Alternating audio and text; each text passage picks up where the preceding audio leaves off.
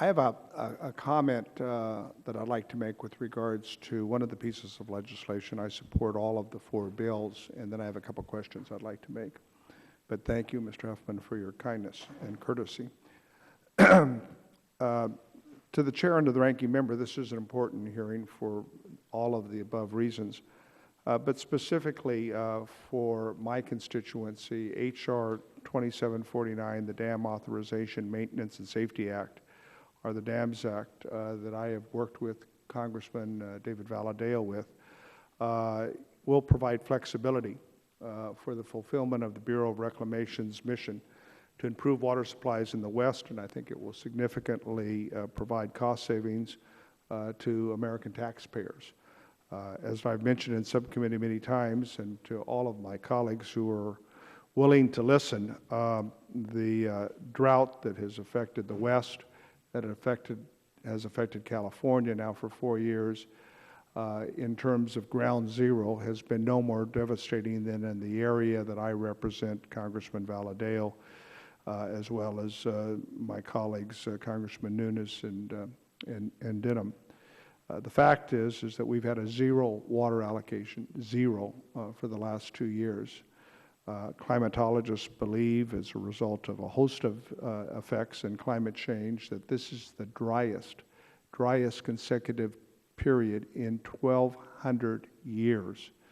The people of the San Joaquin Valley, who I have the honor and the privilege of representing, have had impacts that have been devastating. It has gone from devastating to catastrophic when you have communities that have 40% and higher unemployment, and its ripple effect to the not just to the farms, but the farm communities, the school districts, declining enrollment, the businesses, impacts of at home among families is, well, as I say, to see some of the hardest working people you ever meet in your life, those people who till the soils, who produce the food and fiber that we have on our dinner table, to see some of those people in food lines breaks your heart.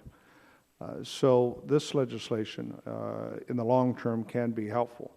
While we need to deal with short-term solutions, this is part of a long-term strategy to deal with future droughts. There are a number of tools in our water toolbox that we can deal with both in the short term and the long term, and I believe in utilizing all of them. This bill directly addresses one of those opportunities as it relates to additional water supply, which is critical toward building resiliency over the long term, as the witness indicated from the San Luis Water District. Additional water storage provides California the ability to take water from the wet years, which we do get on occasion, and to store it for the dry years, which we're experiencing now, that better enables our ability to lessen the impacts of prolonged drought times. Clearly, if we did not have the reservoirs in place today, I'm not so sure that there would be any lifeline to maintain for water for our farms, for our cities, or for the environment. H.R. 2947 aids the Bureau of Reclamation by providing additional tool to expand storage in addition to other project benefits throughout the West. For this reason, I'm proud to be a co-sponsor of this legislation. Let me ask 2 quick questions. Mr. Rubin, you mentioned in your testimony that the Central Valley Project had increasingly reduced reliability in deliveries in the San Luis Delta and the Mendota Water Authority. I noted that it's been a zero allocation in the last 2 years. How would this bill and the potential expansion of San Luis Reservoir under this authority would contribute to increased reliability quickly? And this also provides water, by the way, for Santa Clara and Silicon Valley, which sometimes gets overlooked. Thank you for your question. The bill does, as you state, enhance Reclamation's ability to study important projects like increasing storage in San Luis Reservoir. San Luis Reservoir is a key facility of the Central Valley Project, allows Reclamation to store water during times of excess for use during times of greatest need. And what we've seen is the opportunities are very narrow to capture the water. Increasing storage provides that additional flexibility. Some may question whether, given regulations currently in the Delta, whether increasing storage on a facility like San Luis Reservoir is needed, it is. Current analysis shows that there are years, about 20% of the years, where San Luis Reservoir is expected to fill with its current capacity under the existing regulatory management.